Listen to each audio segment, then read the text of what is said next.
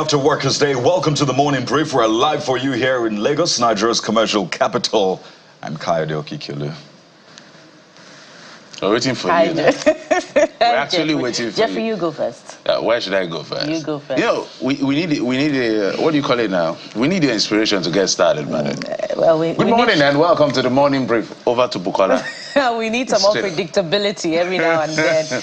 You know what they say, that you don't know how strong you are until strong is the only option. Perhaps we're made for times like this. Good morning and welcome to the program. I am Bukola Koka. How are you doing, by the way? Have you got fuel in your car yet, or are you still on those queues? It's not good for your mental health. Bukola, have you gotten fuel now? Not yet. Not yet, actually. I'm worried that Bukola is on an international TV, and for 3 days, she hasn't gotten fuel. And nobody, not even Olu Phillips, has come to her rescue. Is that fair? You're putting Olu Phillips on the spot yes, now. Of course, it's a plug. So I'm surprised you haven't gotten fuel till now. I'm sure Olu will do something today. Well, I didn't mean to call out Olu, by the way. And it's not the subject matter. So, for those who are in support of a spin-off, Jeffrey and Bukola say aye.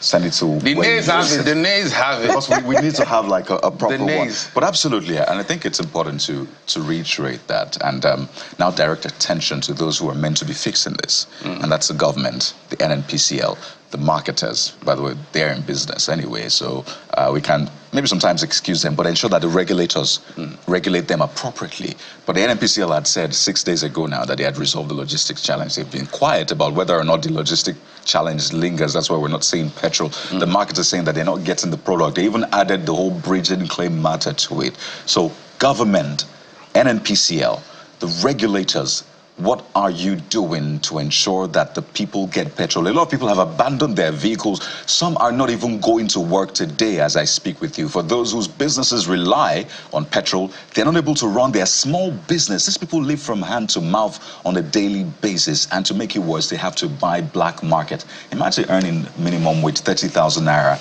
and you're buying 8,000 naira black market for 5 liters, which wouldn't last you a day. You can't even buy it for 3 days. You're done. So it's time, if you've not woken up yet, it's time for you to wake up, really, because it is not fair at all. I think, go ahead, Bukola. Well, I just wanted to add that, you know, 3 days ago or 4 days ago today, Ipman had said that, you know, this would last 2 weeks. Another 10 days, that products had been on the high sea, you know, so that means that any moment from now it will be resolved. But that causes us to ask questions because, you know, NNPC would guarantee that we'll have products enough to last 30 days. So what happened this time around that, you know, we ran out of the product in stock and we're now at this point, you know, especially because, as Kayode had said, the NNPCL had said that this had been resolved and that we had enough products in supply, you know. So everybody is nonplussed about this. Nobody's exactly sure what the situation is. When will this be resolved? In the future, are we going to run out of stock before, you know, importation of fresh stock that will last the nation will be secured? You know, these questions are important because we still do not have, you know, domestic production assured at the moment. All we hear is that Dangote will begin sale very soon, but very soon is when we do not know. And, you know, again, you know, in relation to the difficulty that Nigerians are currently experiencing, Mr. President, we hear you. Yesterday, you commended the fidelity of workers, and you said that workers deserved a living wage, you know, something commensurate to their effort. Commensurate to their effort is the key word, particularly as we await, you know, the announcement of what the minimum wage would be. So what is commensurate, particularly in the light of the circumstances, when the products eventually fuel now, on which, you know, which is the hinges on which every other thing rests in the country, prices of commodities. Will it be sold at 800 naira per litre? Are we going to be experiencing another surge in inflation? So in that regard, what would now be the minimum wage, the appropriate living wage for Nigerians? An important question to ask, Jeffrey and Kayode. My concern is discordant tone among everybody who is involved in the value chain. NNPCL had come to say, about 6-7 days ago, we had issues, we've gotten it sorted. And 4 days after, we had the problem. we've not resolved the problem. I had a conversation with one of the IPMAN officials, I think the secretary. He had said in 2-3 days it's going to be resolved, and it's still not been resolved. What is the nature of the logistics problem? It's neither here nor there. Everybody just, we don't understand what's going on. Is it a crime if government or regulators can just be honest and say, we don't have this thing? Give us 5 days, give us 10 days. Just this false hope, this false expectation, this is quite sad. Be clear. Clarity is important. Officials, clarity. At this point, given what is going on in the economy, there's nothing beneficial about doing things for optics. Be clear with Nigerians. Be honest with them. I don't think Nigerians are very difficult people. They will understand, at least if you tell them and give them a timeline, because we've always seen promises without timeline. So what exactly is causing this issue? The man has said 2 weeks. Some officials within the system had said 3 days. We're hearing all sorts. I was feeling very sad today when I was coming. People are already queuing at filling stations that are not, they've not even opened. Yeah. It's quite sad. When did we get back to this point? It's very unfortunate and it's not acceptable. So obviously, at all. Someone is not telling us the truth. That's absolutely. Somebody's lying. Someone is lying. Somebody's lying. Frontally. Well, what we have for you on the show today is no-brainer. Yes, while the field queues linger, which, by the way, has frustrated movement and businesses, we are undeterred. So today, we ask, what is the ideal minimum wage, really? So bring out your calculators and let's do this with the help of economists on the show. It's a day after Workers' Day, so that question is still in the air. And who knows, maybe government and labor will take a cue from this because the cost of living has gone really high. That's the expectation, Kayode. And, suffice it to say that Nigerian workers spent Workers' Day amid great difficulty. Mr. President, Mr. Vice President, legislators, please remember that. Away from that now, we revisit the hot topic of education and how the younger generation see it, particularly with latest UTME results showing that just about a quarter of students scored above 200 in the latest UTME results. We find out what's responsible for this dismal performance and how to build a well-educated society.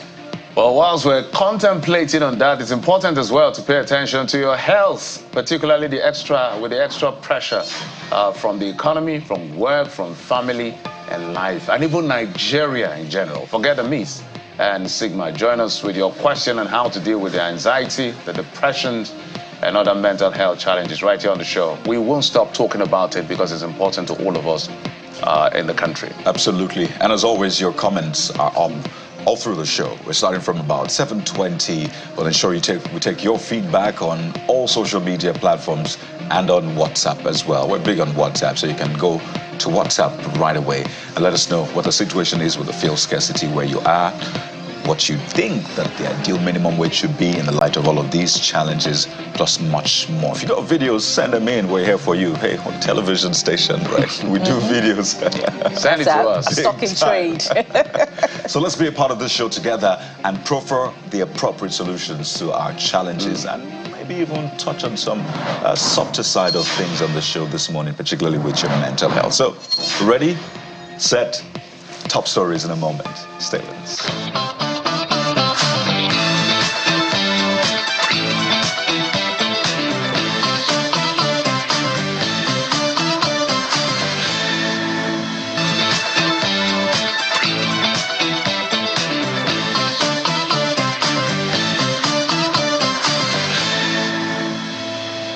Welcome back now. Time for top stories. Workers' Day may have come and gone without a new minimum wage announcement.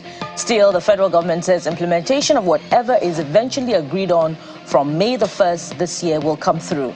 Vice President Kashim Shettima, who represented President Bola Tinubu at the May Day celebration held at the Eagle Square, Abuja, says the federal government is open and willing to implement the recommendations of the tripartite committee working on the minimum wage.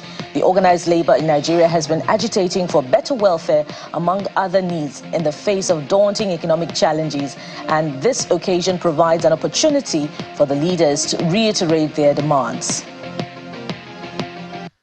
The Nigerian Labour Congress and TUC have made it clearly and emphatically that should the minimum wage negotiation continue and linger till the end of May, we can no longer guarantee industrial harmony in this country. The NLC and TUC hereby advise NEC and power sector operators to reverse the last increase in electricity tariff within the next 1 week. Despite the short delay, the minimum wage will take effect on from 1st May 2024. We are not going to lose any time. I do not take for granted the understanding, patience, commitment, and support you have shown throughout the implementation of these government's policies and programs.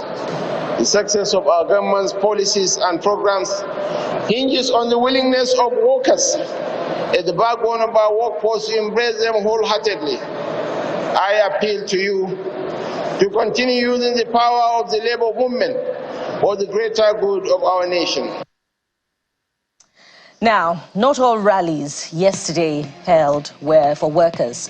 A group of youths from Kogi State, under the aegis of Kogi Independent Youths Association, embarked on a procession in support of former Governor Yahaya Bello to decry what they call the violation of the constitutionally guaranteed rights of the former governor's children, who have nothing to do with the EFCC's investigation. The group, while declaring their support for the fight against corruption, appealed to law enforcement agencies to execute their mandate within the ambits of the nation's laws.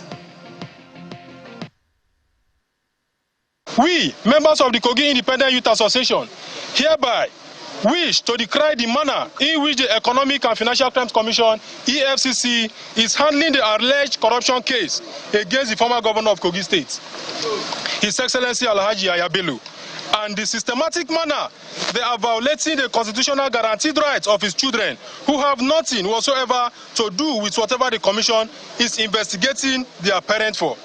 Let it be on record that we do not support corruption in any manner. What we are against is for due process to be followed. Of course, when you begin to drag innocent children into the fray, it is highly unacceptable. This can damage them psychologically for life. Children don't play politics. Children can be punished for the sins of their parents, and even sins of their parents, and even such has been proven.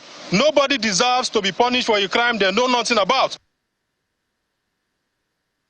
In the meantime, Chairman of the Economic and Financial Crimes Commission, EFCC, Mr. Ola Olukoyede, has commended staff of the Commission for their doggedness, diligence and sacrifices in breaking the fangs of economic and financial crimes and other acts of corruption. In a Workers' Day statement signed by EFCC spokesperson, Mr. Dele Oyewale, he asked them to be more fearless and continue to uphold the core values of the Commission, which he says are courage, integrity, professionalism and collaboration.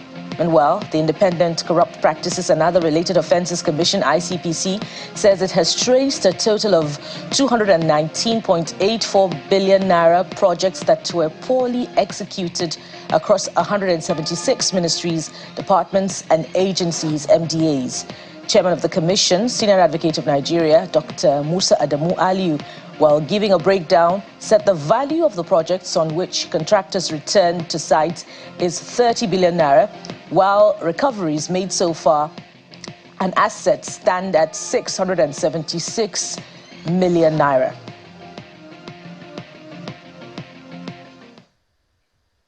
The federal government has commenced the payment of compensation to property owners affected by the ongoing demolition of facilities on the right-of-way of the Lagos-Calabar Coastal Road project from Kilometer 0 to 3. The Minister of Works, Mr. Dave Umahi, who announced this at a stakeholders meeting, says about 2.75 billion naira has been put aside to flag off the payment of compensation to some of those affected.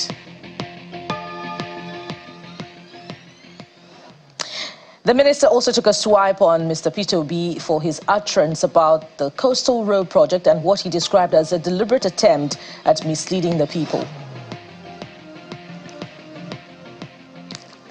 Away from that now, Lagos-based church, the Covenant Nation, has held the 35th edition of its non-profit initiative, the Platform Nigeria. The annual gathering, which holds twice in a year, is designed to drive growth in the areas of personal capacity, productivity, and national development. With speakers drawn from diverse fields around the world, this edition, which held in 3 different locations in Lagos, is aimed at shaping the minds of people and promoting local talent while pushing for the growth of Nigerian entrepreneurs. And now to security matters. Troops from the Nigerian Army 93 Battalion Subsector 3B of Operation Wellstroke, stationed at Fiku, recovered an AK-47 magazine with 10 rounds of 7.62mm special ammunition during a raid on a terrorist government area of Taraba State. And this operation was prompted by reports from residents of the village. In a related development, troops deployed to Kofai Amadu and Kasuwang Haske in collaboration with troops from subsector 1AO PWS acting on intelligence regarding terrorist hideout in Vinga village, Katsina Ala local government area of Benue State, arrested a suspected kidnapper, Dogo Manu. And away from security matters, the frequent changes in the customs duty exchange rate have become a huge burden on the business community. And that's according to the Center for the Promotion of Private Enterprises, CPPE. In a statement, the CPPE stresses that the volatility is disrupting production processes and long-term planning efforts, which undermine the country's economic stability. And to address this issue, the enterprise is calling on the Central Bank of Nigeria to adopt a framework aimed at minimizing customs duty exchange rate volatility by implementing a quarterly rate starting at 1,000 naira to $1 in collaboration with fiscal authorities. And a sad one comes from the foreign scene today. UK police named a 14-year-old boy killed in a sword attack in London this week as Daniel Anjorin, as officers released more details about how the violent rampage unfolded. Anjorin, a British-Nigerian pupil, attended Bancroft Private School in Woodford Green, was mortally wounded as he left his home to go to school on Tuesday when he was attacked by a man wielding what appeared to be a samurai-type sword. Police tasered and arrested the suspect, a 36-year-old man who remains in custody on suspicion of murder. Anjorin's death is the second recent tragedy to hit Bancrofts after a former pupil, Grace O'Malley Kumar, was killed in Nottingham last year as she tried to save her friend from a knife attack. Sports news now. Nicolas Fulkerg gave Borussia Dortmund a 1-0 home win over Paris Saint-Germain in their Champions League semi-final first leg on Wednesday.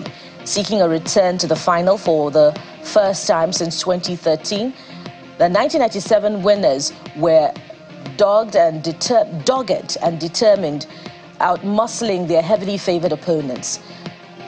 Fulkerg, playing in his first Champions League season at the age of 31, collected a lofted pass from centre-back Nico Schosberg in the 36th minute and blazed a low shot into the left corner of the net.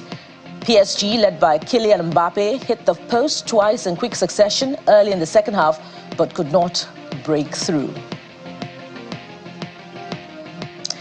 And that's it on Top Stories. Quite a mixed bag of events. And what are some of your thoughts, on some of these big stories? Kade joins me now for a review of the big stories. The big story would naturally be the fuel situation and how it is biting hard on Nigeria's livelihood, the pocket and the rest. And their mental health. Absolutely. Might I add. It's a big one, really. So we're starting off with the debate that spilled over from yesterday's Workers' Day, and it's essentially about a new minimum wage. So we had the NLC president already on Channels Television saying that, well, yes, the wage, the consequential wage adjustment or the living wage for Nigerians should be 615,000, while that wage adjustment, which came just before May the 1st, he described it as mischievous. But let's go into what you're saying about that, particularly the 615,000 naira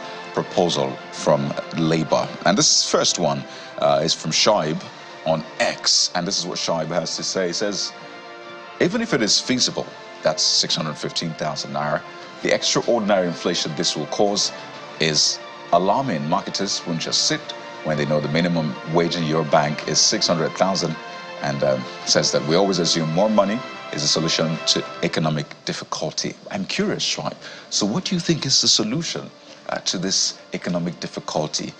I think you could do a rejoinder and send it to us, or hashtag CTV Morning Brief, so we can give at least some more flesh to this. But that's what Shoaib thinks, is we can't just keep throwing money at things.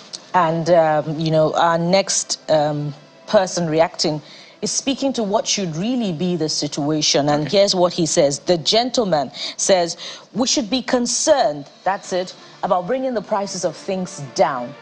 Do they think the more money, the more you solve the issues with ease and this inflation, every other thing would skyrocket?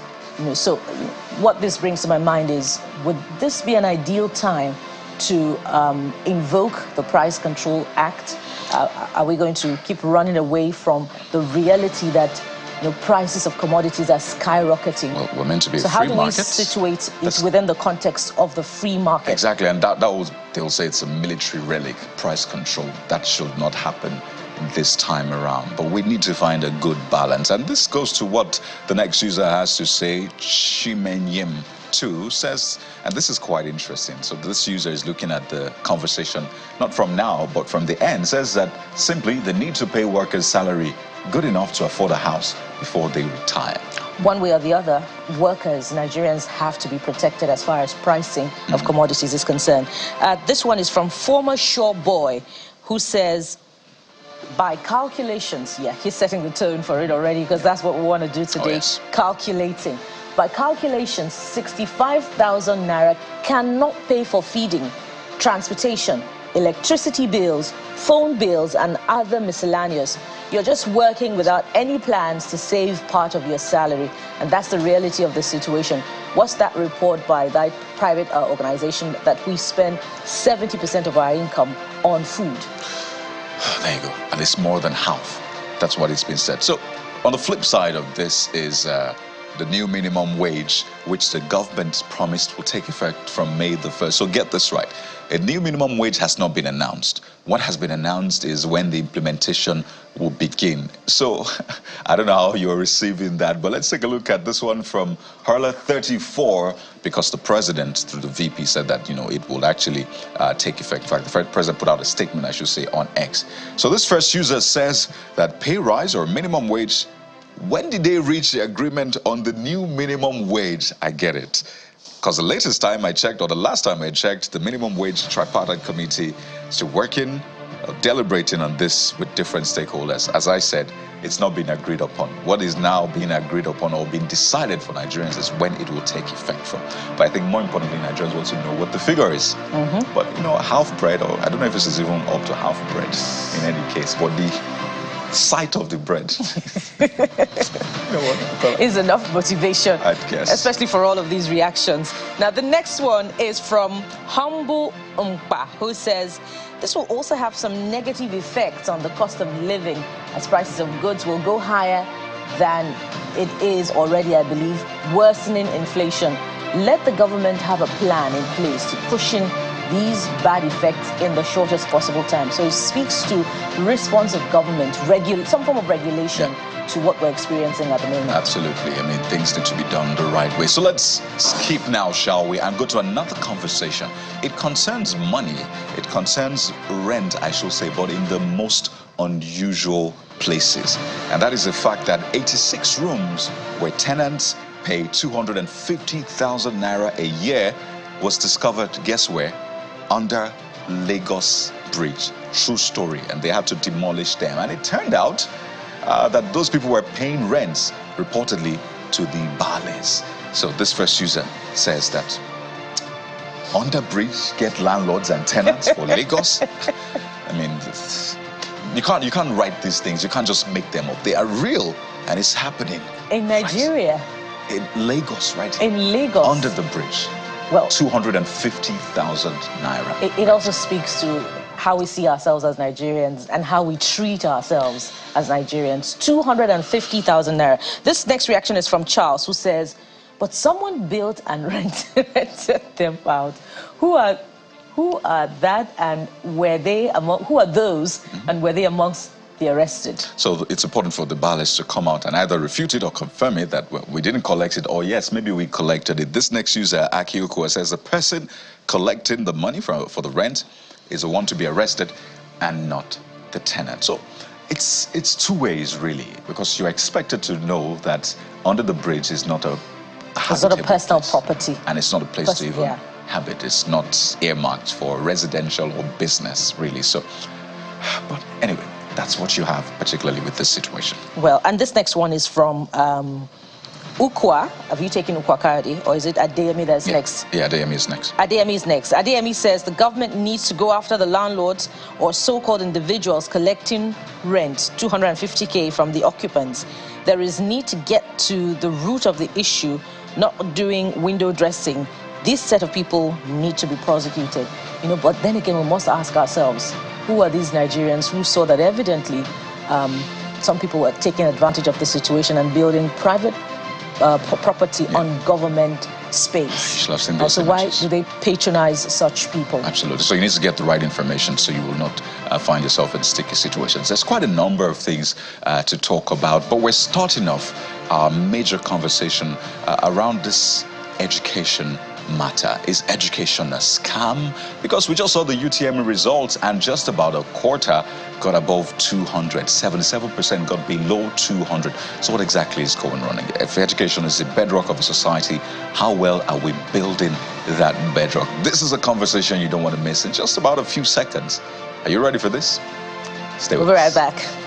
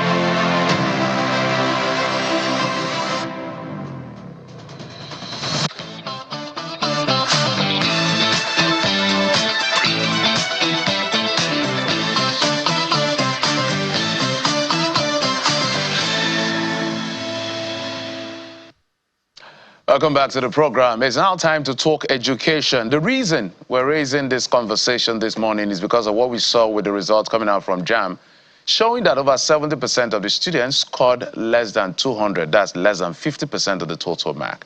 What exactly is going on? What is happening? What is responsible for that level of quote-unquote failure by the students? We want to explore that conversation with the right people who understand how things work within the education sector, and see how that can be repositioned for the children, our children, all of them who are aspiring to go to university, because this is quite a disturbing number. We're being joined on the program by an education management and school improvement consultant, Mrs. Didiolu Adekogbe. Thank you so much, madam, for coming on the program. Thank you. And Dr. Joseph Ayeni, Head, University Counseling and Career Unit, LASU. Thank you both for coming on the program. It's my pleasure. So, the natural place I always like to start, how did it hit you when you saw those numbers? Any of you can go first. I want that because I know she relates with many teachers. Yeah, thank you once again for having me. Well, bad, but I tell you, I think nothing has really changed. Nothing has really changed. Last year, 2 years back, it's just a little margin. So we've always had this. So the problem is, what's the problem? Why are we where we are? Why is it that we're not getting it right? What is really the problem? Why our children can't do better if we are taking time, as in taking 6 years to prepare them for this? And in the 6 years, are we honest enough? Did we believe in the process or follow the process all through? Because a lot of things are happening now. We just want to see figure. We are looking at figure. How did we get at this figure? The number that registered. How did they get to the point to register? Are they qualified to register? Where did they register? How prepared were they? And then when they in school, how well can we say they took ownership of their learning? How well did they get to know that when I need to get something, I want to go to school, I need to take off some lot of comfort for this purpose? These kids can't even differentiate between what I want and what is happening around me. So it looks like the school, the parent, we are forcing them to go to school. That's the way I see it. Because if you see some of them that have really taken ownership, they know what they are there for. And they exactly do that. And parents who also know that I want the best for my kids, also take some measures. Are we ready to do that? A parent said, while the exam was about to, he took off the child's phone and ensure that it's a phone that does not have all of the facilities of social media distraction that made available. And if there is any other thing that child needs, he gets that ready. How many parents? Are we even available? Are parents even around? In the school? Because when you talk about curriculum, JAMB has always been there. There's always been a syllabus to cover. And I'm sure that they would have done, schools, teachers would have done. But I'm not also saying that for teachers, we are getting it right. I'm not saying that we're getting it right. But I think we would have done some bit of, and because a lot of shortcuts has really come into the system.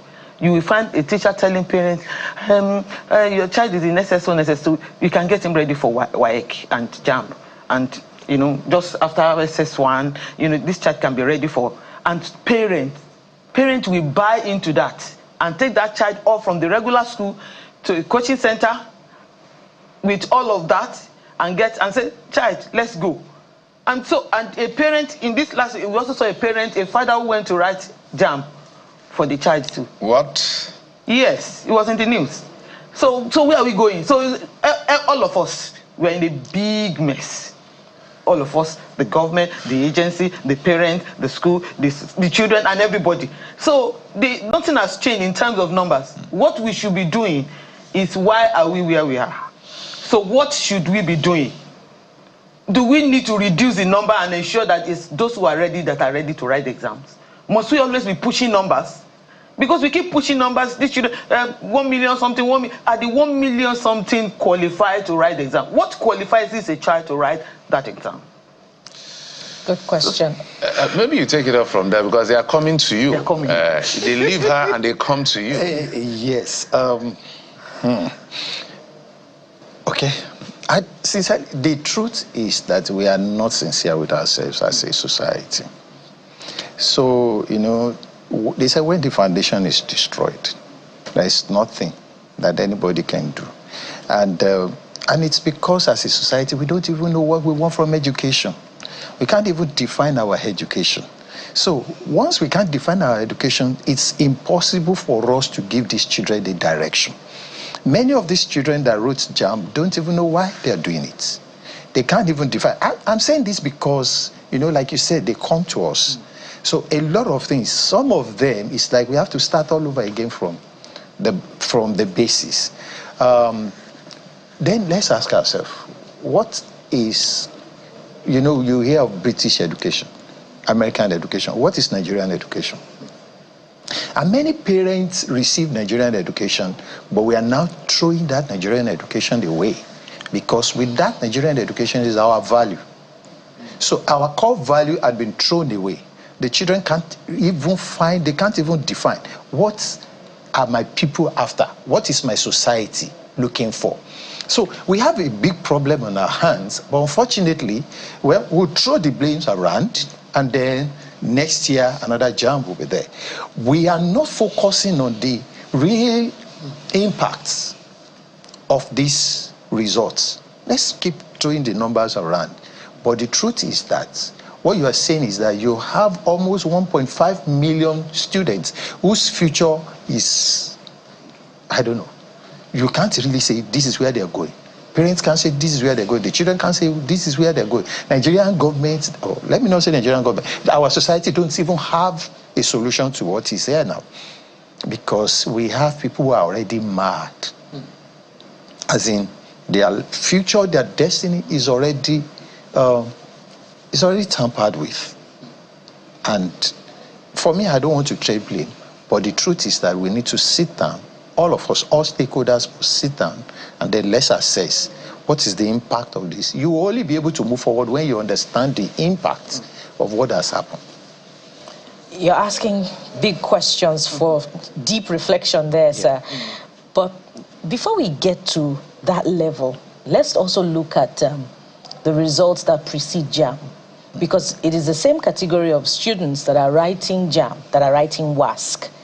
Look at the results for WASC 2023. 44.29% scored pass.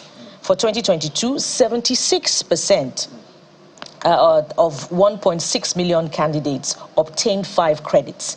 In 2021, 81.7% of the candidates made credits and above in a minimum of 5 subjects.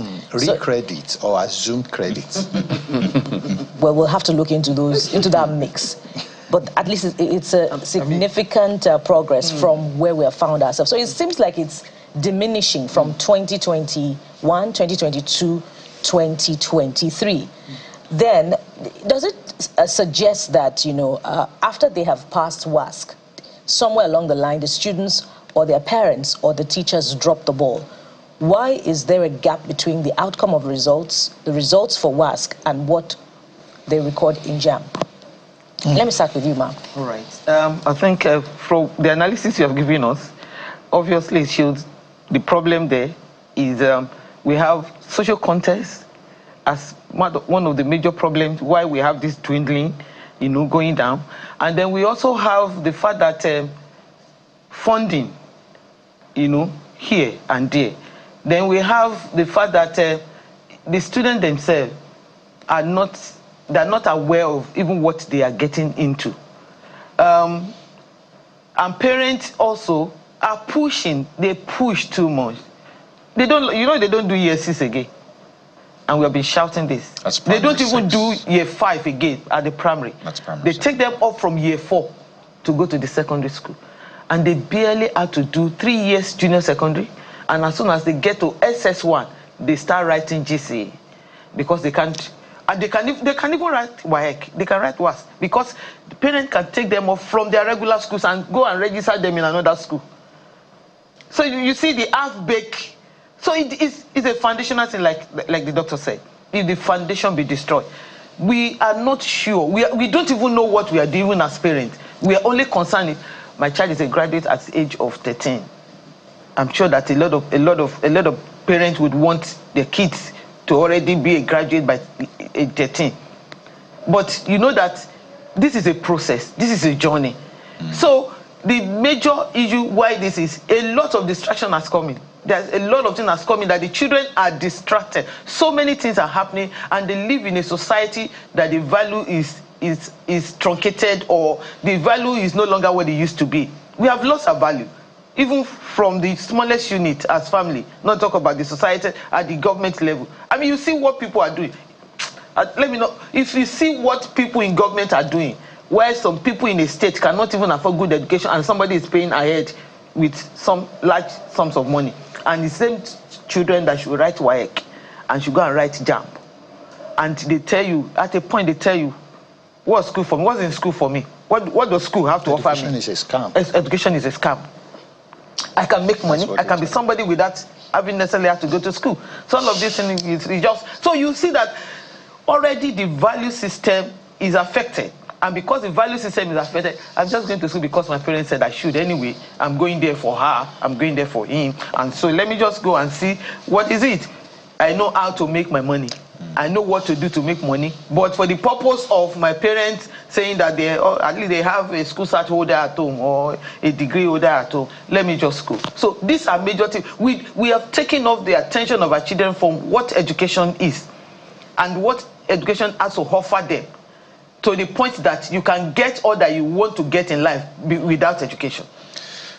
You know, during production yesterday, we had this debate, extensive debate about the education system and how, and I'm glad you talked about the Nigerian education and how it looks like we've taken in a lot of things and we're not even sure who we are, what we are as a society, and naturally the younger ones will pick up that confusion and they're not also sure as well. And that term, education is a scam, also came up. So let's tackle this today. Is education really a scam? If it is a scam, how can we rectify? Is it the EFCC or the ICPC that will help us to rectify this scam? But more importantly is, why are the younger ones interpreting education as a scam? Okay. Because we need to tackle that as well. Because obviously they're seeing something, they're seeing a trend. I don't know if it's from the society, if it's from the social media, but something is reinforcing that education is a scam in their mind. So when they write exams, when they read, there's nothing telling them, perhaps some of them or even more, that what you're doing is a scam. It won't pay off. Your parents did this and look at where they are today. Okay. Let me start. You know, this issue of falling the standard of education didn't just start 4 or 5 years that we are rolling the figures. I think in 1985, the result was so bad that it affected so many families. And I remember, I think the following year I was going to write WAEC. And by the time I wrote WAEC and I came out with my results, and my mom and some other people were like, yeah, even those who went to school, they are not getting job. Well, just go and learn a trade and do something. And I remember telling her, and I said, but tomorrow when they're going to choose the next local government chairman, they're not going to pick an illiterate. So I must go. But that was for me because I was told that there is a value attached to going to school. But over time, it had become the usual practice that many people graduated and there are no jobs. And a lot of those people were actually deceived to believe that once you have a certificate, you get a job. You just make it.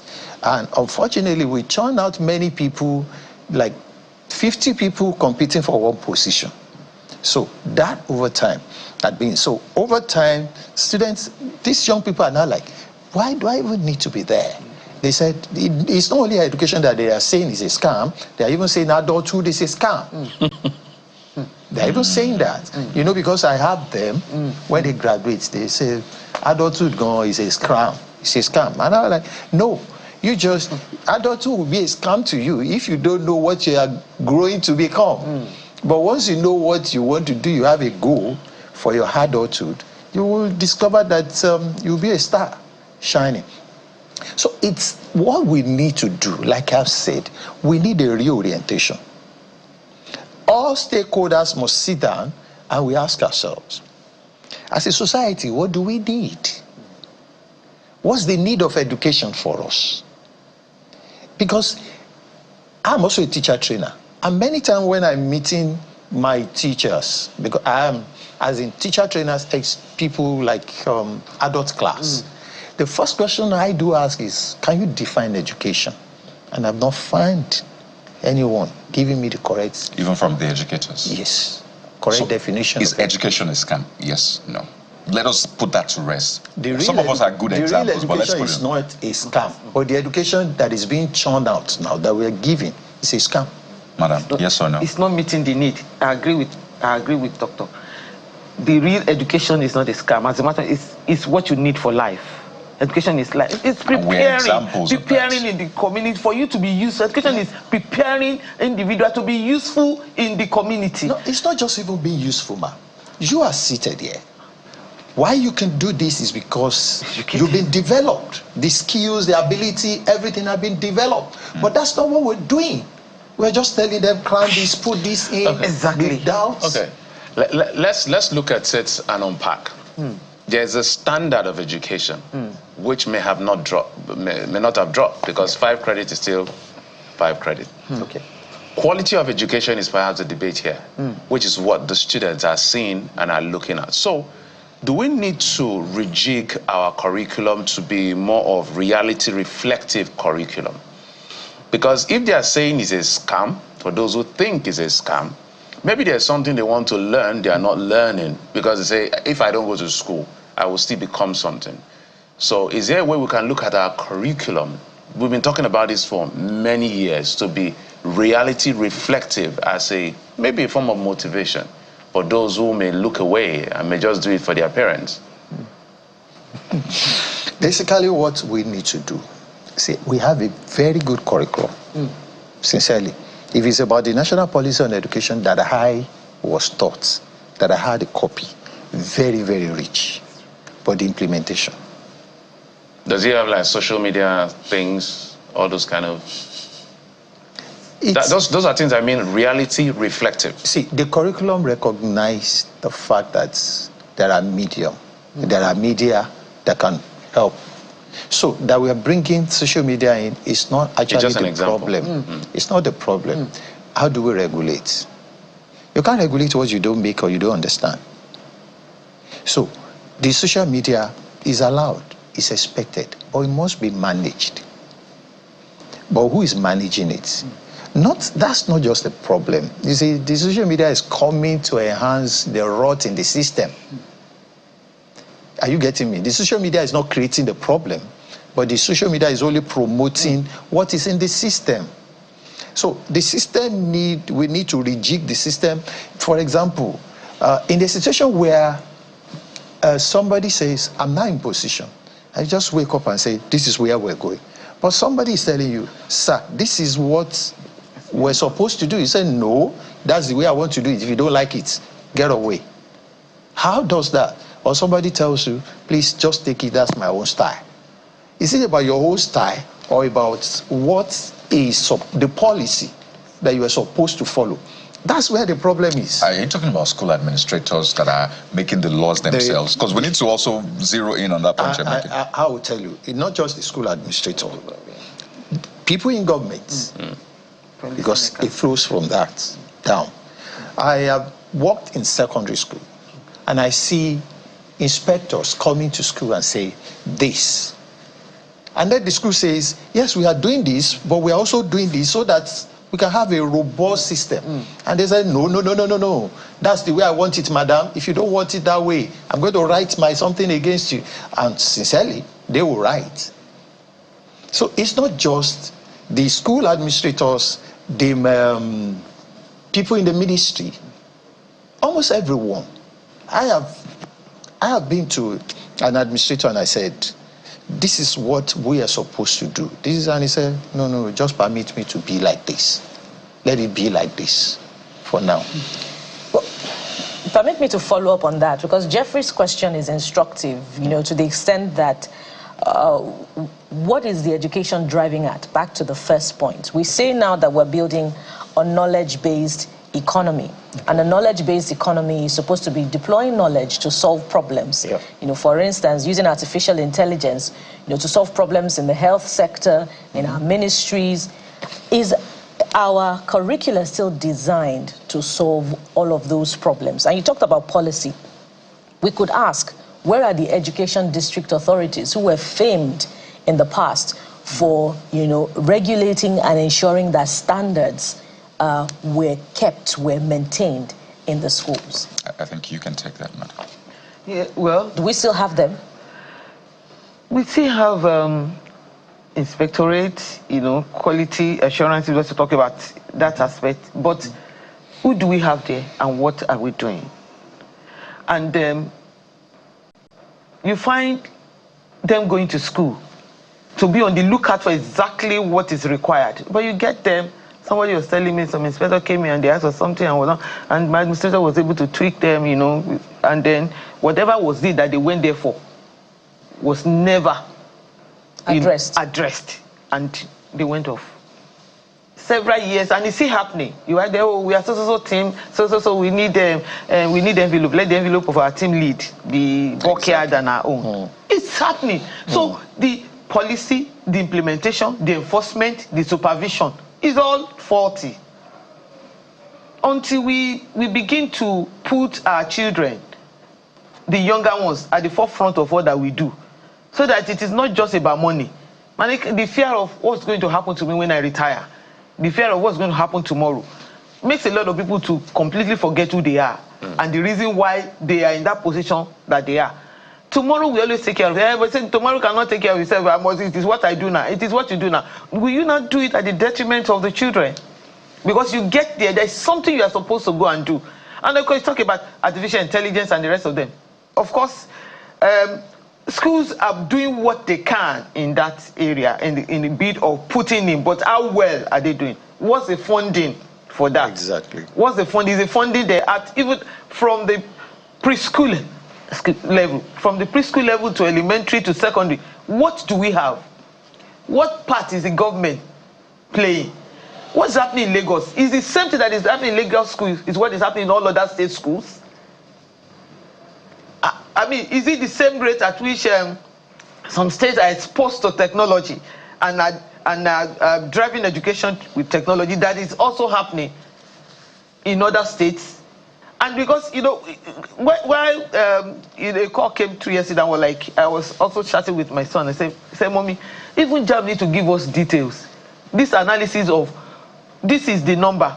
What area did they really fail? Exactly. There is English, there is maths, and there are core. You cannot just give us a figure and say, that one person saw 300. 300 how? So until we know that foundational issue, that's what we can address. If it is English that is a major problem, we know that we need to sit. We must be problem-solving inclined in such a way to know exactly what our problem is, and we know how to... So more like, what causes did they fail the most, or subjects? Yes, what causes they fail the most, and then, again, if we can even get to school. I think demograph, when it comes to registering, may also have to come in. Because you also want to know if this child is from, we know states, but which school? Is it also in part of the fund they need to? So we can know, maybe in this area, the schools in this area, that have this kind of challenge, or the school in this area, because we really need to go down to the grassroots for us to, so if not, we just be doing... And that's a no-brainer, really. We must thank your son for that. Hopefully, the authorities are listening, because you need to use data for good, not just to put the results out. Yes, absolutely. For example, WAEC always have examiners reports. Examiners report will tell you in this subject topics that were people have done. Students didn't do well. So JAMB is not doing the same. But I guess the assumption is that if they could write WAEC, then they should be able to write JAMB. Since JAMB is not... JAMB, for me, I think UTME is supposed to be like an aptitude test. Absolutely. To test the area where this person is likely to succeed. But that's not. It's more like an achievement test, again. So, in that case, JAMB holds us the responsibility of coming up and say, this area, students are not doing well, as far as JAMB is concerned. My son wrote JAMB before UTME. And for him, it was like... JAM before, or the WASC before? No, JAM. The UTME before WASC. WASC, yes. Okay, before WASC. Yes, okay. Because a lot of them did that. Okay, just wanted to get that. And for him, it was like, when he passed, he just felt like, I know I'm going to pass WAEC. You know. Oh. So, do you get it? So, what that tells him was that all those topics, the questions, then it means if I could pass them, then that means I'd... Let me just ask, was it deliberate? Because normally, WASC comes before UTM. No, it's like that. Always been it's always been preparation for WASC. Like, usually, it's not that we have it even up to now. It used to be like February, March, February, thereabout, that JAM comes in, and then WAEC. WAEC is ending. WAEC by now they've started. Now they've started. But of course, JAM comes up first. Okay. And it was during our time, we did the WASC before I think what happened was you had written it the previous year, then perhaps you didn't. We won't go there. So this message is from Bem Shaik on X, says the challenge that is responsible for this poor examination results is lack of teaching and learning assessments to inform better approaches to teaching and learning. And I think something related to what Jeff mentioned about just how well is it capturing the current realities. But again, I want us to anchor on developing our own educational system, something that we own. And we know that this is ours. It has our values. It has who we are as a society and what will make us compete well in the international world. The previous government said, start teaching children in Yoruba, Igbo, Hausa, their mother tongues. They never implemented it. And I know that a lot of people were against that. And that is even debatable because the minorities will say, why are you forcing me to learn a majority language? A majority language. So let's just end with one solution from each of you as to how to develop our own education system so that we have our own thing.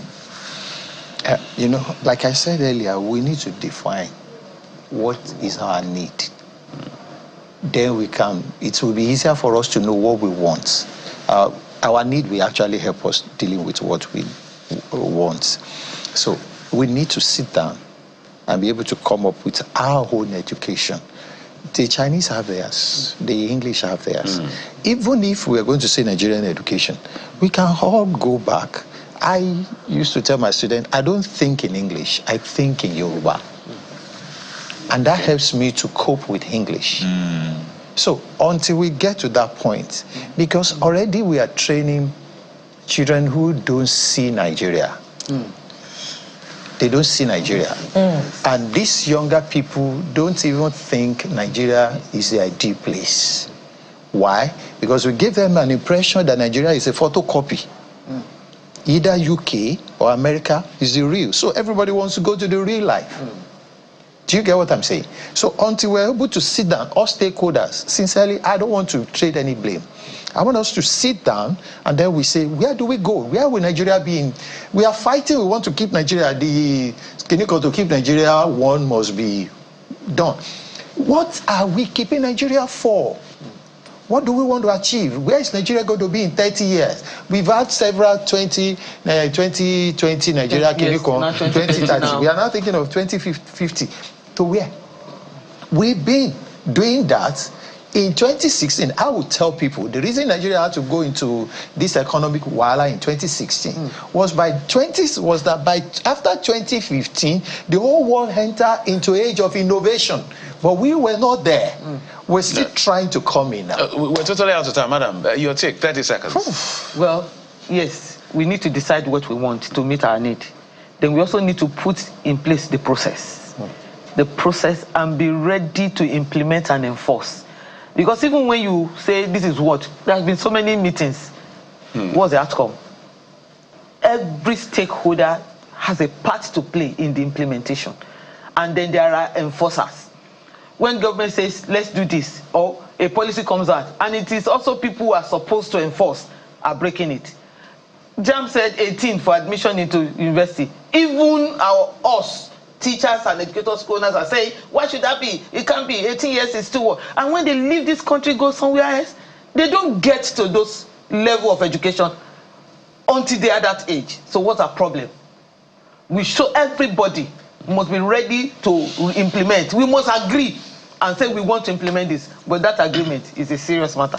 So indeed, it's a serious matter. And it gets convoluted when you go for employment, and maybe they say university. I don't want to call any university. Maybe I want to call Coyote University, but I won't call it. Please go ahead. And then they present one from Coventry or Sussex. Of course, you know who they will take at the end of the day these days. So all of that plays a role. But so much. It means this conversation is not over yet. We need to keep talking until it's resolved. I want to thank you, Didola Adekogbe, the Education Management and School Improvement Consultant, Dr. Joseph Ayeni, Head, University Counseling and Career Unit, LASU. Both of you did a fantastic job. Thank you for what you do, and we hope it's going to get better for all of us. Thank you. Thank you for having me. Thank you. Thank you. Well, it's a big conversation. It's not over yet, but for now, let's just leave it where it is. When we come back after this break, we'll switch gears to the issue of the economy. Join us again.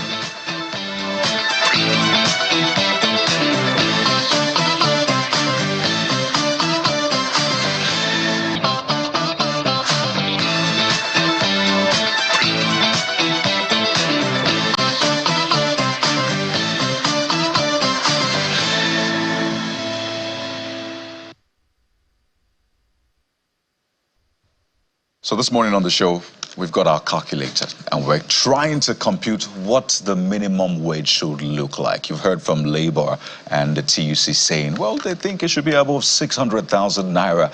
The federal government and state governments are quiet. Employers are quiet as well. So obviously, something is not right here, particularly because they've not been able to come to a definitive amount. So this morning, we're doing all of that tough work on the show. We're joined by Mr. Paul Alaje in our Abuja studio, senior economist, SPM Professionals. Good morning, Mr. Alaje. Welcome to the Morning Brief. Yeah, good morning, and thank you so very much for having me. And right here in our Lagos studio, Gbemisola Alonge, consultant, Africa Practice. Good morning, Gbemisola. Welcome to the Morning. Good morning. Thanks for having me. It's a tough work we're about to do.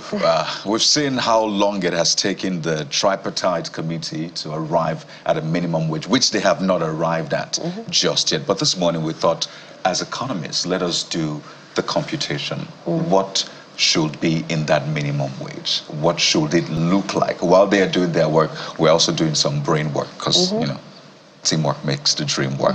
So let's start with you, Gbemisola, before we go to Mr. Paul Alaje, because I know you wrote an article about calculating the minimum wage and all of that, which is quite interesting. So tell us, what should the minimum wage look like? What are the factors that influence the minimum wage? Okay. I think a good place to start would be to define what the minimum wage is. So a minimum wage is the minimum amount of remuneration or pay, wages, salary, whatever you want to call it, that an employed person should earn, right? The price is essentially a price floor for wages, below which no one should pay their staff. And I guess you have the freedom to pay as high as you want. I don't think there is a cap or there's a ceiling for minimum wage I've never heard of a ceiling for minimum wage in any country. So putting that in mind, because it's essential to always hold that, because so that when you start to do the calculation, then you move further from there. So what the ILO, the two key elements of the minimum wage, or two key objectives or ways to think about it. The first is that it meets the needs of the employed and their family. So it's not just one person, it's the needs of the employed and their family. In Nigeria, that's like 4 people, essentially. So the average size that we typically use to calculate families in Nigeria is 4 to 1 family. So it meets their needs, but also satisfies the economic situation. So when you're looking at the economic side, right, you're looking at, does it currently reflect the economic realities in the country? Besides that, does it also reflect the future, that the country would like to get to? So you're thinking about, does it allow for the kind of employment that you want in the country, right? If you increase the minimum wage to a certain amount, would it lead to significant unemployment in the country? So those are two key things to look at. But the main elements that basically feed into the minimum wage are in the first part, right? Meeting the needs of the employed and their family, and needs, not wants. Right. So we're thinking about feeding, transportation, obviously, because they have to go to the jobs where they get paid, healthcare, education, and housing. So those are like key elements that you think about. I mean, other things are I mean, different countries have their different criteria. There's no one size fits all. Right. ILO doesn't have a model that everyone then follows to calculate. It's basically what matters to, each country. Exactly. So I see we're filling up the basket gradually. So let's go to Mr. Laji now. And I wonder if you want to add to this. More importantly, we know that 30,000 would not cut it. So let's walk towards the figure. I have my calculator here. So Mr. Laji, your thoughts on this? Yeah, thank you once again. First of all, I think it's important for us to look at what the history has been. 1981, minimum wage was gazetted in Nigeria, and the first amount that was gazetted was 125 naira. It's important for us to know what that means in dollars, because average Nigeria is also a global citizen. Exchange rate as at that time was 0.16. That is 61 kobo, equal to $1. So when you factor it and determine what exchange rate was in dollar terms, it was $204. That's the minimum wage that was paid to a Nigerian worker. Let's fast forward it from 1981 to 1991. Minimum wage as at that time had increased to 250, but exchange rate had became worse off to 8.04. The best case scenario. The worst case scenario was about 9 naira to the dollar. Workers live in abject poverty, similar concerns, and so on and so forth. But leave that. In 2004, there was another review of minimum wage to about 5,500 naira. But when you check the exchange rate, it was in fact much more worse off to 125. And that left the minimum wage to about $44. Now, 2011, under President Jonathan, minimum wage was increased to 18,000, and the exchange rate was 158. And when you look at that in dollar terms, it was $113 per worker. In 2018-19, we had minimum wage improved again to 30,000 naira, and the exchange rate was average at official window. It was about 306. When you convert that to the dollar, we have $98.36 for as minimum wage. In 2024, with the circular we saw over the weekend, we can assume, because we heard that federal government workers will be paid, we have seen what Lagos has announced, Edo State has announced 70,000, but to stay with federal government because it has larger spread. Minimum wage, as of today, the new one has not been concluded, we can say is around 40,500. At the exchange rate of about 390, the figure that is published today, or to be charitable, we can say 350. Then we can say average worker in Nigeria perhaps is living on $30 per month. Now, for you to know what the minimum wage should be, there are several factors. The guests in Lagos have created some beautiful perspective to it. But let me add to it according to your question. For someone to escape the poverty bracket, speaking in income terms, such person must earn more than $1.95, approximately $2. Already we are talking about $60. Our minimum wage in any case cannot be less than that. But when we are looking at the range of what has happened from literature, we are saying minimum wage should be between $100 to $200. What does that mean in Nigeria of today? Government should not be looking at a minimum wage that is less than 130,000 to about 250,000 naira. But because of inflation, because this has implication and cost, because of the implication, our recommendation has been nothing less than 100,000. If you heard from the comrade TUC president has said they are looking at 615 as proposal, but that is not their rock bottom. Because when you pay that, it will mean in today's exchange rate, you are looking at $450 as exchange rate. But what are the parameters? What are the things to look at? You need to look at cost of transport. It has since multiplied by 250% since 29th of May, when the president announced that subsidy is gone. When you look at the cost of energy, because of production area where you have manufacturing sector, most of them has also been affected by the current adjustment by the electricity authority. The cost of goods that we produce, the few ones we manage to produce in Nigeria, has increased. The cost of imported goods has also increased. Why? Because of exchange rate that is fluctuating most of the time is getting worse off. When you now look at the cost of exchange rate, in reality of our inflation, today inflation figure last published by the Bureau of Statistics is 33.2%. When you combine that on the average, in the last 10 years, or maybe to be charitable, I would say in the last 9 years, what has inflation been? Maintain double digit. If you put it in the bag of rice, which is something people who are not economists, who are not professionals, who are not communication experts can relate with. In 2018, when we had the new minimum wage, we increased the value to 2 bags of rice, 50 kg. Bag of rice was average of 9,000. In 2018, when it became 30,000, that was equivalent of 1.5 bag of rice. Today, a bag of rice is about 55,000 or 60,000. The wage that is paid to labor as minimum, it's about 40,500. What does this mean? It could not even buy a bag of rice. Therefore, a recommendation from all parameters means government should be looking at nothing less than 100,000. But should minimum wage be paid? Should it be increased? There is an alternative policy which, if time permits, we will recommend so that forever we can put an end. Because when you increase minimum wage, I can give you a projection. In 2 to 3 years, you will see doctors will go on strike. You will see ASU, NASU, NAT, everybody will go on strike because some of the agreement they have with government, the foundation for this agreement was based on minimum wage. So they will now tell you, look at what our professors are paid, less than $500 for a university professor today in Nigeria. Would you want to keep them, or you are repelling them to go to another environment? All right, Mr. Alhaji, a lot has been said to unpack from what you said, but we're here for solution, and it's giving some solutions. So let me come to you. What will be your own estimation? Because what you did was an analytics of kind of parameter that we should look at before we fix a price, on amounts rather. So what will be your own recommendation? Because we're here to solve problems. Yeah, so I'll push it back to you using the numbers that currently exist. So Mr. Alhaji has already mentioned some of the parameters, and I did as well. So let's look at the numbers, what the numbers are saying. So I had mentioned eating, nutrition, or food.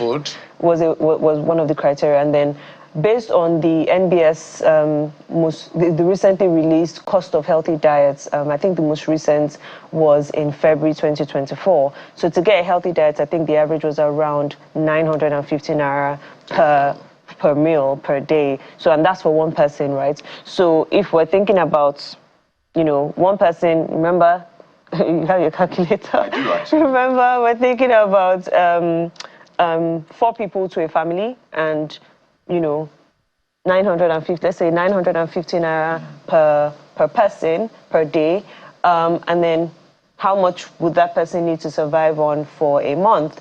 Then if we also think about transportation, the transport price tracker on the NBS as well. The NBS released the most recent one for March, and it was around 970, 990.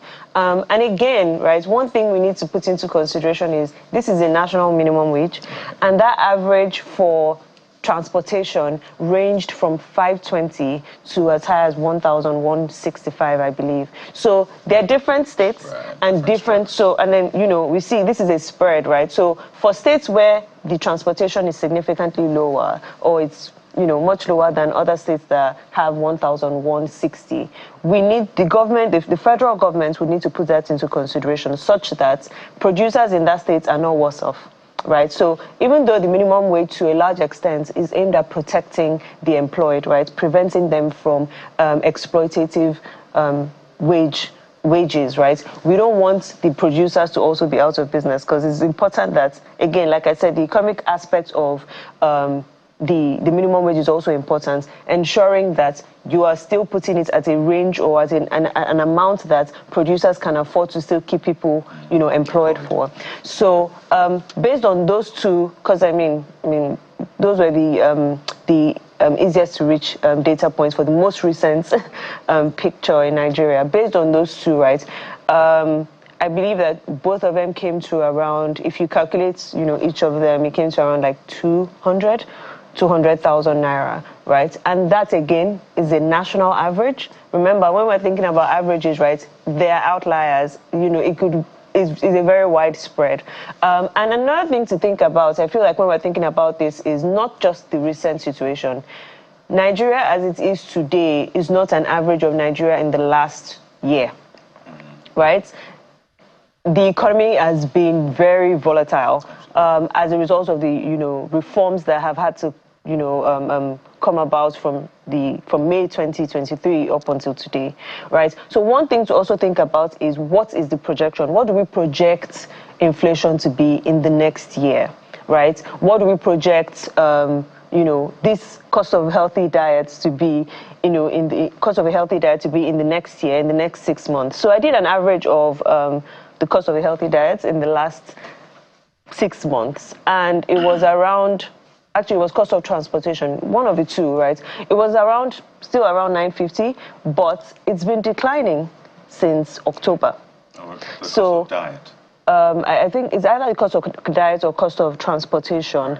It's been declining, actually. So from October, it was around like 1,100, and now it's around like 960 or something. Yeah, so it has started to decline. And something like cost of diet as well, you need to also consider the seasonality and the effect of that on the prices. So during the harvest season, expectedly, price of food will be lower than typical or during the off seasons. So that also needs to be put into consideration. Now, if we expect, the federal government expects, and this is something that has been echoed, to the Minister of Finance, to the CBN governor, if they expect inflation to decline to around 26%, I believe that's the amount, right, before the end of the year, then we need to also factor that in, meaning that this cost of diet will continue to reduce, meaning that the cost of transportation as well will continue to reduce. So those are the things that we also need to put into consideration. As long as we are, as long as we have those, so even though right now it's looking at 200,000, is this an outlier? Is this expected to continue? And well, I guess I'll just stop there for now. And that's really being very optimistic. If we just think in our minds what is going through the minds of the tripartite committee in determining what the minimum wage would be. But I want us to do a bit of comparison with the view to asking this important question. And I'm coming to you now, Mr. Alaje. If we have wage justice, minimum wage justice in Nigeria, let's look at South Africa, for instance, where minimum wage is determined by per hour, 27 Rand. That's if my Google serves me right. The exchange rate is to 18 Rand to the dollar. If you consider pump price of petrol, I think it's also around 27 Rand. And then rent, depending on which part that you find yourself in, is determined also per month, a little above 10,000 Rand, and lower if you go to some parts of the country at 6,000 Rand. Remember, again, rent there is per month. So if you consider all of those parameters leading up to determining their minimum wage, which is per hour, at the end of the month, it will get you to somewhere around 32,000 Rand per month, which is being moderate. It could be more than that, depending on public sector or private sector employment. So if you do that comparison with a country that has 60 million population and Nigeria, do you think that we have minimum wage justice in Nigeria? Well, I would say that there is no justice, the minimum wage justice in Nigeria. The reason is because when you look at what is inducing, before I go to your comparison with South Africa, when you look at what is inducing the need for rising minimum wage, it has to be highest level of inefficiency in the system. The question is not about how much should minimum wage be. What economics bother about is that wage we are paying to labor. What is it spent on? So the question will be, labor has 2 to 4 children as allowable by Nigeria, even though people can have 15, 30, 40 children. Well, it depends. If they are not populating us, just populating our numbers, some of them may help us with out-of-school children. But that's not the conversation this morning. The conversation is, if you are to send your child to school, you want to go to public school, what is the quality of education that we had in 1991 when minimum wage was the amount I rolled out, and going to public school today, what is the quality of education? The people that control public school, primary school, especially local government and to some extent state, can the leaders in those areas send their children to the same school? If they cannot, then how do you think that we expect the quality of education where labor, minimum wage earners will send their children to? Therefore, if it is not quality, if it's not available, they may as well want to send their children to private school where they will need to pay. Fast forward that to secondary school, because it's another level of education that is very important, even though primary education is the most important. What is the cost of primary education today? Fast forward that to writing some critical examination like writing YSSCE and writing UTME, you know, writing JAMB as we call it. So if you look at all of those, you now look at what should we do to make quality of education to be better? If quality of education is better, especially public education, and you are talking of moderate minimum wage that government can afford, then it will make sense. Two, look at cost of transportation. Cost of transportation from within town or taxi, within Abuja, Lagos, or your Sokoto, compare the costs since subsidy has been removed, even before the recent subsidy has been removed over the years, and you take the trend. Leave that, go to health. Because when you talk of Human Development Index, it calculates income, it calculates health, and most importantly, it also calculates education. So when you look at health, if somebody has need to go to the hospital today, the turnaround time in public hospital, the quality of health care that we have in quality of, in the hospital, would just say that there is justification or minimum wage justice for earners of minimum wage in Nigeria today? Definitely not. So because they are human beings too, whether they are privileged or not is really what counts here. What is important here is that they are human beings. They should have access to health. They should have access to education. They should have access to decent income. Now, we have taken for granted what their meal should be. I saw the publication by the Bureau of Statistics. Do I think that will come down? Well, I tell you that I have my reservation. Why? Because even if inflation comes to what central bank project at 26%, it means inflation is still increasing, but at a reducing rate. 1% inflation means there is an increase compared to last year, let alone 33.2% or 26%. So whatever way you look at it, economy is getting worse off. What central bank originally projected for inflation is 6 to 9%. And this, I think, it should be the goal of the Central Bank of Nigeria. Looking at this year, because of a lot of disruption, it might be allowable to say Central Bank should look at 26%. But when you look at that, within this disparity of what we have, and we are talking food here, food inflation is already 40% plus, then you know that we have a lot to worry with. So when you compare that with South Africa, a country that has its own fair share of high inflation, they have gone also into a recession, but earn income per hour. Then when you look at that, South Africa also have perhaps among the largest unemployment in Africa. But when you calculate the number of hours it's expected for a person to work, about 8 hours a day, multiply that by 4, then you compare that income with Nigeria, you know that Nigeria is still very far away for what the minimum wage should be. You know, what's even more instructive is the fact that we're having this conversation smack in the middle of petrol scarcity. So people are buying petrol black market for as much as 8,000 naira for 5 liters. If you're earning 30,000 naira today, you can't buy that 3 times. And how much will 5,000 or 5 liters last in your generating set or your vehicle? So it is very important that we have this conversation and resolve it quickly. But I'll come to you, Gbemisola, quickly, because it's like we've come full circle. In 2000 or thereabouts, when then President Olusegun Obasanjo approved the increase in minimum wage, then it was to 5,500 naira, and then 7,500 for federal government workers and oil workers. Then Governor of Lagos State, who's now the President of Nigeria, told the president then that, you know what, you can't dictate to us what we should pay our workers. You didn't engage them on our behalf. You didn't employ them on our behalf. So you stick to your own figures. In fact, you know, there was that debate, military democracy, saying you don't bring your military dictatorship into this. And you've talked about how we need to approach this per state. So should we leave it open and say states decide what you want to pay? We've seen the Edo state government say we can pay 70, and if there's an increase, we'll pay it. So should we allow the states to decide and say this is how much we can afford as a state, I'll pay as minimum wage, or there should be the national minimum wage and then states can take it up from there? I'm glad you mentioned that, because some of the recipients of the negative implications of high wages is state governments, right? So we've seen situations and reports of state government workers being owed, you know, salaries months on end, right? So that in itself is something that needs to be addressed, right? So what countries typically do, or some countries do, is there's a minimum wage floor, right, that the federal government or the central government decides on.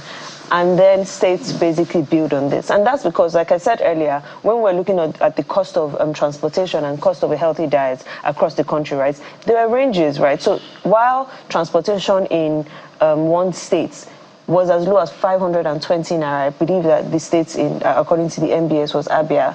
In some other states, right, we're seeing as high as 1,160, right? So should the minimum wage for a state where transportation is almost half of another state, should they also be subject to the minimum wage of a state where it's a lot higher, right? So what can be done? Again, it's a price floor. It's not. It's the base, essentially. You can't go below it, right? What can be done is a national minimum wage that everyone is subject to, and then states can then decide.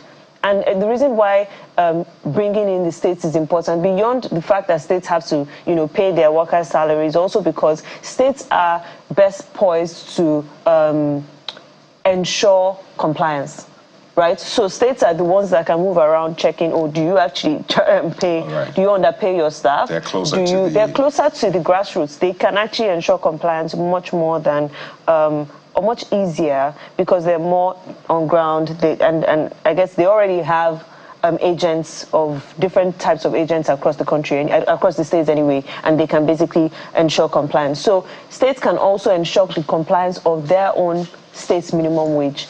But then again, the national minimum wage subjects every employer across Nigeria, to the privilege wage. So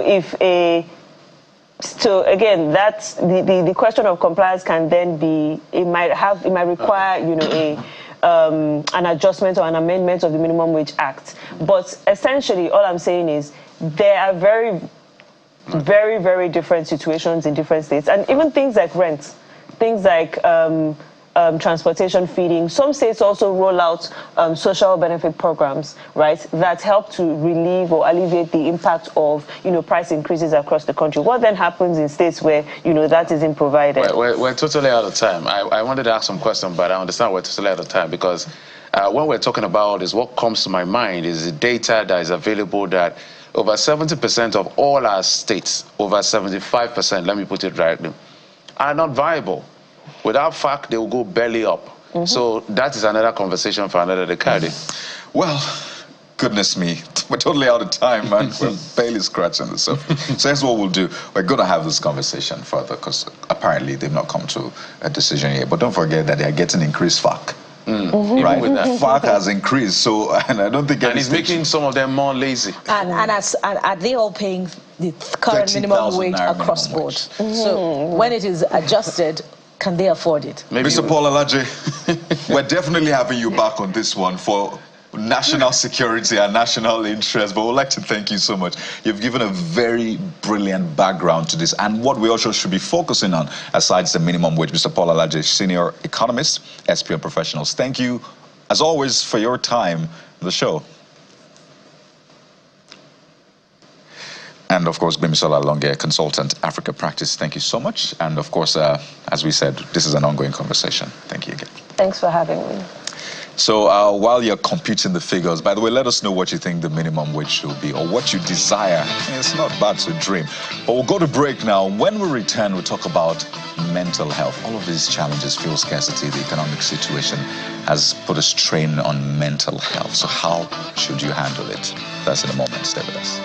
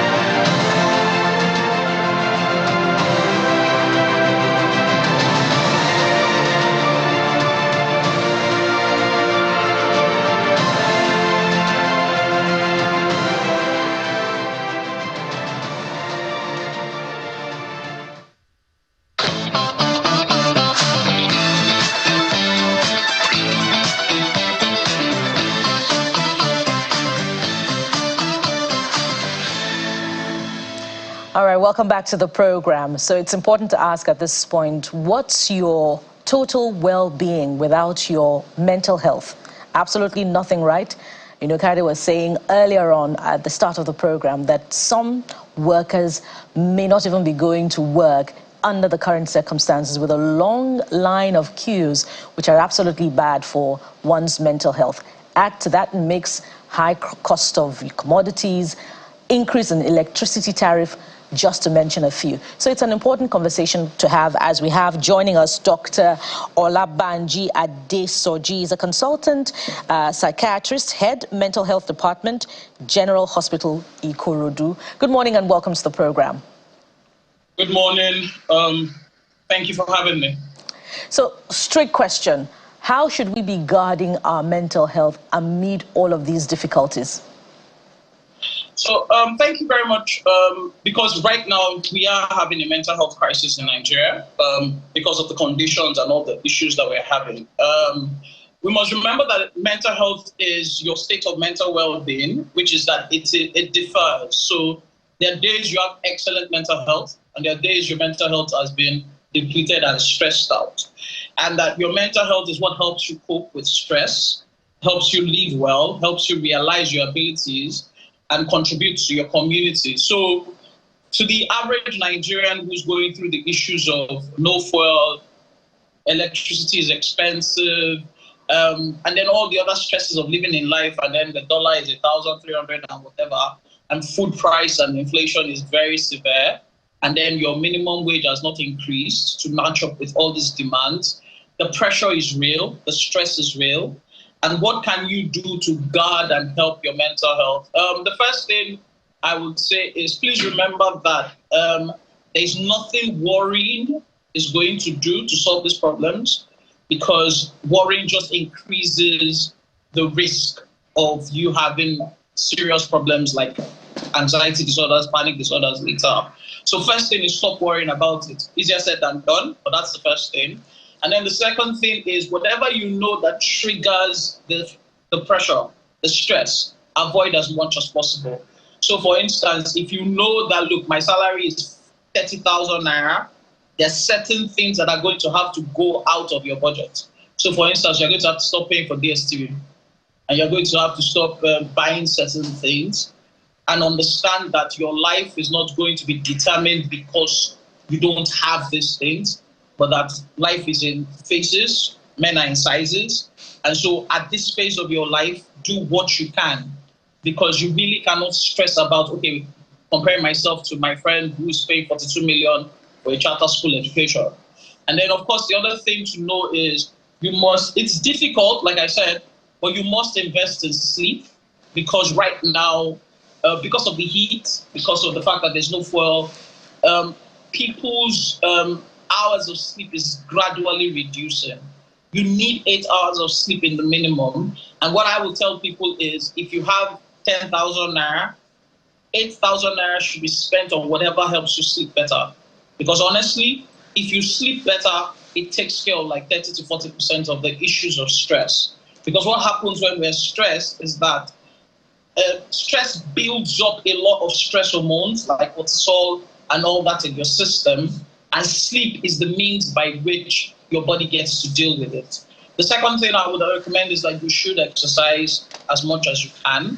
So yes, you can't afford to Uber or Bolt to the place. So can you walk?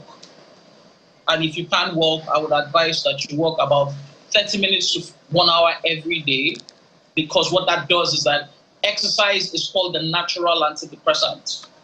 And what it does is that it gives you very good hormones like dopamine, like oxytocin are released as you exercise, and that helps to counter the effects of stress. And then the other thing I would say is eat well, because of course of the financial pressures and all that, you can't afford all the junk food because they're expensive. So eat well. Food is expensive, but I would still tell you that, look, no matter how expensive food is, you can still afford a little thing that you can spend money on that. So fruits are very good. Vegetables are very good. Processed meats, processed meals are not very good. So right now is the time to cut that out of your diet. And then the fourth thing I would say is you need to build relationships that help you through this. Life is a team event. Most of us like to fly solo, and especially for men. There's this tendency for men to, I don't want to talk to my fellow person what I'm going through, which is the counter for women, where the first thing they're talking about is everything going on in their lives. That's the reason why more women have depression than men, but more men die by suicide than women. And it's because of the fact that you need to talk about these things with your friends, with your family, and they need to help you in this journey. And then finally, thing I would say is you need to develop resilience. COVID happened in 2020, and we thought it was the end of the world. And Nigeria survived COVID and became better for it, I think, in some regards. So all I remind myself when we're going through these issues is that, look, we survived worst time. Okay, so you mentioned literally like a lot of toolkits, generic toolkits, if I may say, but I want you to zoom in on something you said in passing that has to do with men. Men don't really open up easily, the caveman effect. Maybe you can expatiate on that and also speak to netizens and the Gen Zs who are under avoidable pressure, we must put it that way, all the time to meet up. I don't know where they are racing to. Okay, we must remember that Gen Zs were born on the internet anyway, so they are netizens, they live there. Every part of their lives is on the internet, is on the social media. And if there's anything Gen Z is supposedly better than the millennials, was that Gen Z was the ones that brought up the discussion of mental health and made it normal for us to discuss about it. But the counter to that is the fact that if you spend a lot of time on social media, it is toxic. There are documentary evidence that shows the number of hours you spend on a place like Instagram determines the risk of you developing anxiety disorder. Because if you are comparing your low lives to their highlights, you would definitely think you're not doing well. And so when you're comparing yourself to other people, that is a very difficult place to be. So the apps on phones have actually come out. So most phones now have restrictions, time, where if you spend a number of hours on a certain app, you can actually log off. And I would definitely recommend that. Some people will say, okay, look, there are certain apps I use to rant and to de-stress myself. Places like X, formerly known as Twitter, the Blast and all that. But the truth is, it can become toxic. And when it becomes toxic enough, it can lead to severe consequences. So what I will tell the netizens is, the internet is great, but it is so great that you need to take time off from it as much as you can. And for men, the thing is, society, patriarchal society has wired men to believe that, look, you are in this by yourself. If you depend on other people, you are weak. And we need to learn to teach men that there's independence, there's codependence, there's interdependence. And where we need to take all men to is interdependence. Well, Doctor, I'm enjoying this session, and I know it's been said that our health-seeking behavior, particularly in this part of the world, for normal health issues, not even mental health issues, is not what it ought to be. Talk more for mental health issues. So this morning, I'm going to simulate me coming to you for consultation, free of charge. I know I can get this done on television without paying, so let me make the most of it. So imagine for a moment I'm a patient, an average Nigerian. I have come to you. I've heard you say all of these things, but still, doctor, when I try to keep calm, when I try to sleep early and do all of these things, it looks like my brain is on a constant auto drive, autopilot. It just keeps going. I'm trying to pull it back, but the brain is thinking, doctor, what do I do? Okay, thank you very much, Mr. Kayode, for coming to my clinic today. So what I would tell you first off is, one, those are symptoms of stress, and the thoughts do not mean you're losing your mind.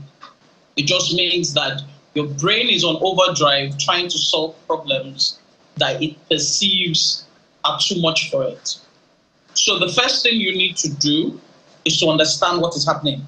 If you understand what is happening, then we can solve it. So the first thing I would advise you to do is, as much as possible, at least 2 to 3 hours before you sleep, log off everything. So if it is television, if it is your phone, if it is conversations about this issue, log off them at least 2 hours before then. Number 2, I would advise you to do is that when your brain is on overdrive, there's something we call a deep breathing exercise. And what that does is that it calms your brain and your whole body down.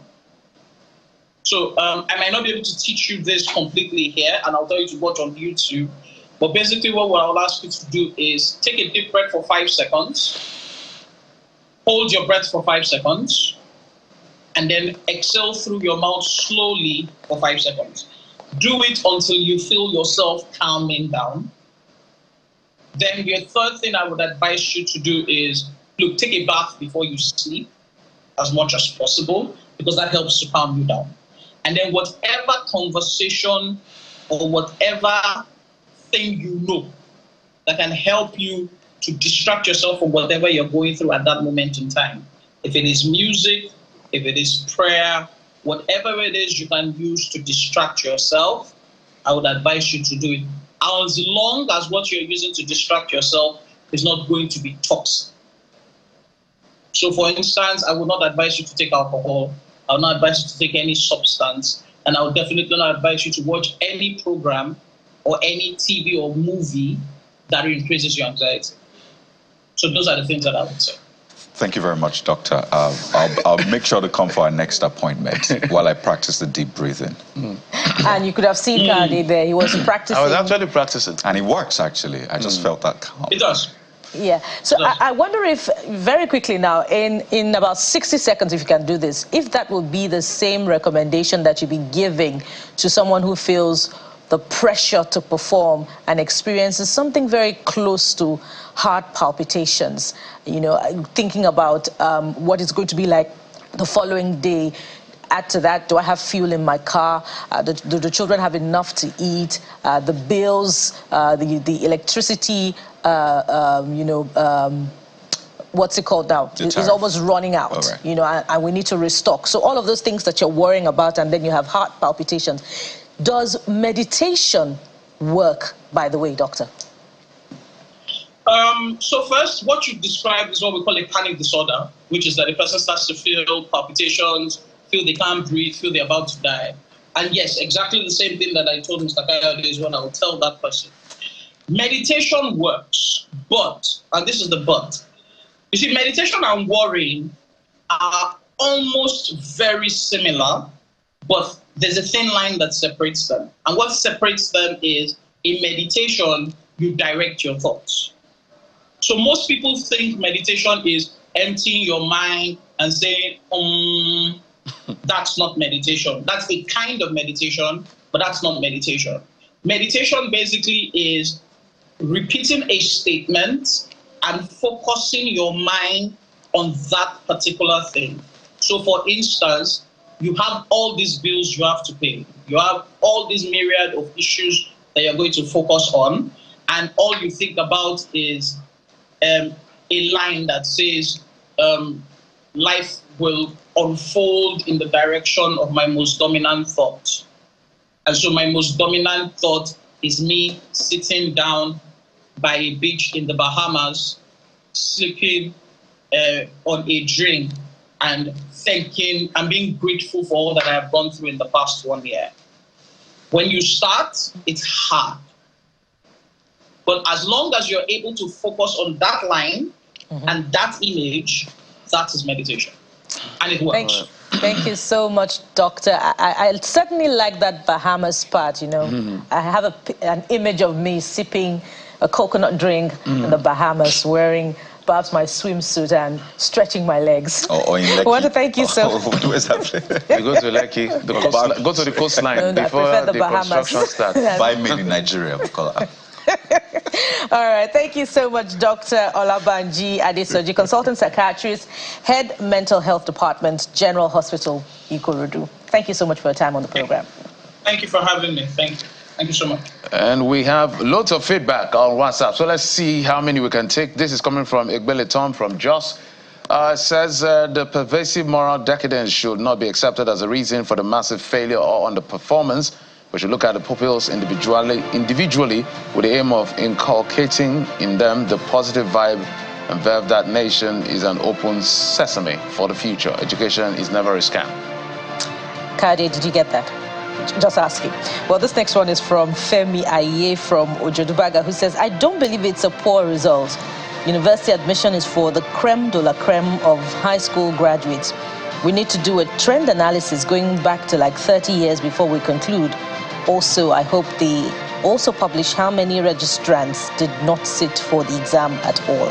Now, this user on X, Faisal Josman, is talking about the minimum wage conversation, and you should listen to what he has to say. He says, developed countries don't pay hundreds of thousands as monthly salaries, but they have infrastructure that works. Good road, producing fuel will reduce cost of transportation, basic free education will ease the burden on parents, etc. So for this user, it says NLC should focus on infrastructure. All right, this X user as well, AOA Tayo, says the only available joy for workers is free air to breathe, just because there's no meter attached. Fuel, water, electricity, food, choke. Which way, Nigeria? All right, thank you for your thoughts. There you have it. I mean, we've tried as much as possible to just help you walk through some of these thorny issues. And hey, so go out there and ensure to make the very best of the day in spite of those challenges. That's how much we can take on the show. Sunrise Daily is up next. In the meantime, I'm Kayode Okikere. Yeah, so you're stronger than you think. So hang in there. Thank you so much for watching. We'll be back again tomorrow. I am Bukola Koka. Realize there's not all problem you can solve. Some you just have to go through it and get better on the other side of life. Thank you for watching. I'm Jeff Rosano. Goodbye.